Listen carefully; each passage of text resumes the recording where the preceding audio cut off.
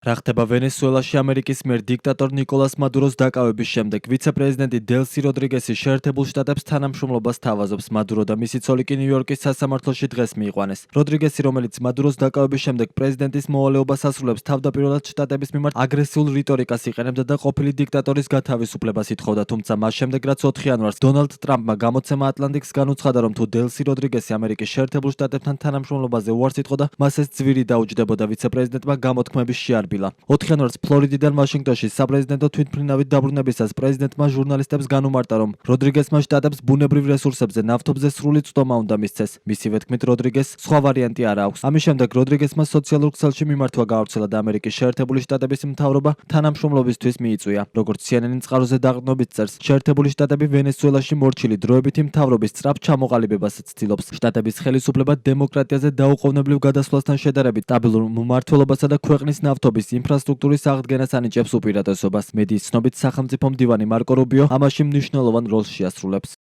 რა გჭირდებათ დელსი როდრიგესისაგან? ჩვენ გვჭირდება სრული წვდომა, გვჭირდება წვდომა ნავთობზე და სხვა რესურსებზე მათ ქვეყანაში, რაც საშუალებას მოგცემს აღვადგინოთ მათი ქვეყანა. აპირებთ თუ არა მოსთხოვოთ დელსი როდრიგესს ოპოზიციონერი ფიგურების დაბრუნება ან პოლიტიკური პატიმრების გათავისუფლება. ამ საკითხამდე ჯერ არ მივსულვართ. ახლა ის გსურს, რომ მოვაწესრიგოთ ნავთობის საკითხი, მოვაწესრიგოთ ქვეყანა, ფეხზე დავაყენოთ იგი და შემდეგ ჩავატაროთ არჩევნები. ვენესუელა ახლა მკვდარი ქვეყანაა. ჩვენ უბრალოდ ვიზრუნებთ ქვეყანაზე, ვიზრუნებთ ხალხზე, მათ შორის ვენესუელელებზე, რომლებიც ჩვენს ქვეყანაში ცხოვრობენ და იძულებული იყვნენ დაეტოვებინათ თავიანთი ქვეყანა. დიახ, მათზე ძალიან კარგად იზრუნებენ.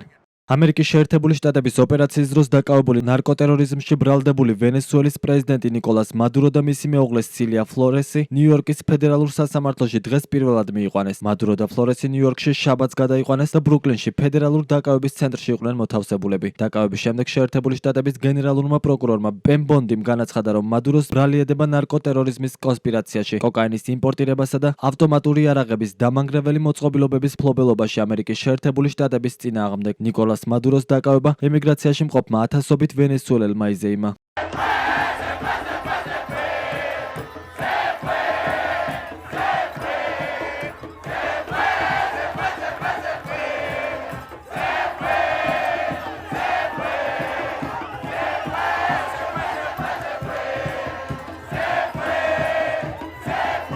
ამერიკა მადუროს დაკავებას მრავალი წლის განმავლობაში ცდილობდა. 2020 წლის მარტში ამერიკულმა სასამართლომ მას დაუსწრებლად წაუყენა ბრალდება ნარკოტერორიზმში. გასული წლის ზაფხულში ტრამპის ადმინისტრაციამ გააორმაგა ჯილდო იმ ინფორმაციისთვის, რომელიც მადუროს დაკავებამდე მიიყვანდა. თანხა $50 მილიონ გაზარდა. ფედერალური პროკურორები 2020 წელს ამტკიცებდნენ, რომ მადურო და ვენესუელის ხელისუფლების სხვა მაღალი თანამდებობის პირები კოლუმბიურ მიამბოხე დაჯგუფებასთან შეერთებულ შტატებში კოკაინისა და იარაღის გადასატანად თანამშრომლობდნენ. ამავე პერიოდში ამერიკის შეერთებული შტატების იუსტიციის სამინისტრო მადუროს ბრალი დასდო დანაშაულებრივი ქსელის კარტელ დე ლოს სალესის ხელმძღვანელობაში, რომელიც ტრამპის ადმინისტრაციამ გასულ წელს უცხოურ ტერორისტულ ორგანიზაციათა სიაში შეიყვანა. საბოლოოდ ნიკოლას მადურო, რომელიც ვენესუელას სათავეში 2013 წლიდან ედგა, ამერიკის შეერთებულმა შტატებმა სამხედრო ოპერაციის გზით 3 იანვარს დააკავა.